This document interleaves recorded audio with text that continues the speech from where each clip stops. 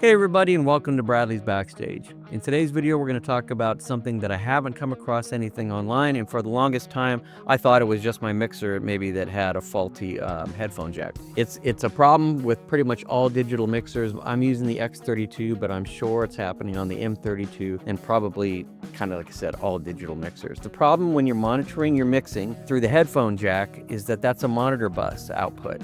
And it's greatly coloring the sound. It's fatter, it's warmer, it's punchier. It sounds good, but when you're making critical mix decisions, you got to have as accurate of a response in your in-ears or headphones that you can to make those mix decisions. I'm going to show you a one-button hack to make sure that what you're monitoring through those headphones on the headphone jack is actually what's going to the USB drive. The other thing we're going to talk about today is how to harness the power of that headphone jack output audio sound. I hope it does help you, so let's go ahead and get our headphones plugged in and let's get started. All right, so again, we want to monitor this internal mix to a USB drive with the headphones. So of course we'll get those things plugged in and we'll make sure we got our USB drive inserted into the X32 or M32 or your digital board. Okay, first hack is here on this main left and right fader section. Go ahead and hit solo.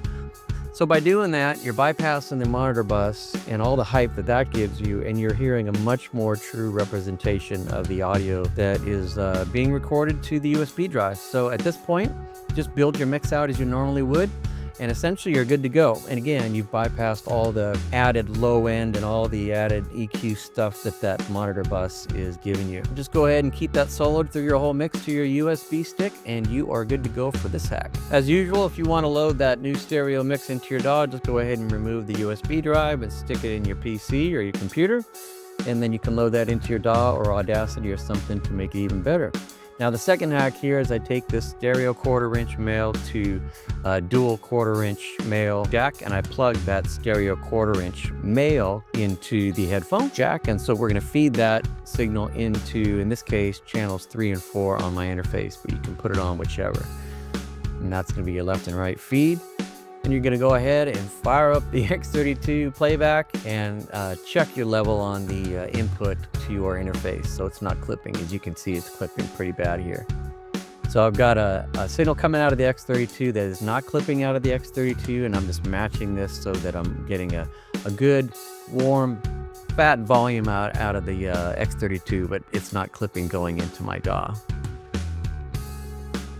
So that's perfect. So now in the DAW, I'm just going to go ahead and make sure that on my track I'm going to record this audio into, it's set to the right inputs. In this case, 3 and 4 is where it's coming into on my audio interface. And that's about it. And now you can go ahead and arm the track for monitoring so you can hear it if you want to hear it. So I'll click on monitor. Now I'll hear the audio going into my interface. And there we got the meters moving.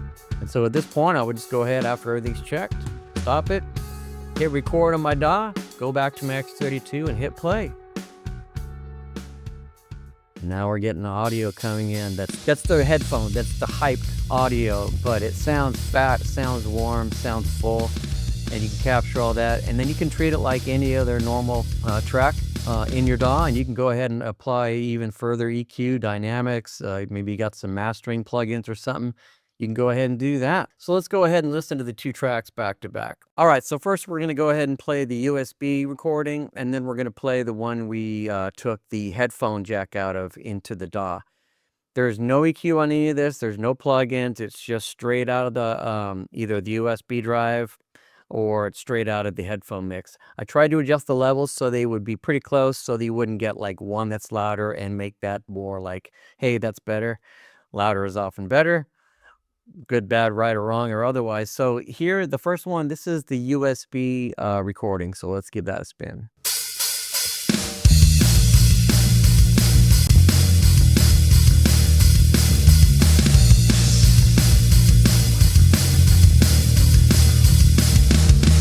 So that's not bad. I mean, it sounds pretty good. It certainly is clean, which is great. So now let's go ahead and listen to the mix that we got out of the headphone jack into my audio interface and into my DAW.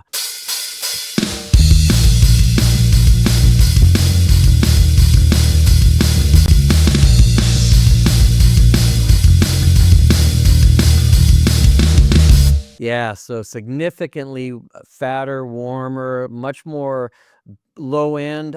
The top end, I've still got to kind of figure out if it's adding any more top end or not, but it just sounds overall fuller. And for the style of music I'm playing, which is rock and roll, it works great for us. So let's do a real quick back-to-back. Here's USB.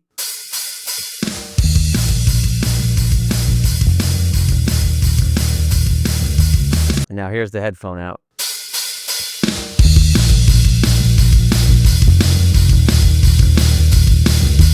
So yeah, pretty interesting either way. Maybe you're a fan of the direct USB sound anyhow. I'm not saying the USB sound is bad, it's just not what was represented when I was wearing the headphones, and it won't be represented in your headphones when you're trying to mix to the USB stick either. So I hope this video was helpful.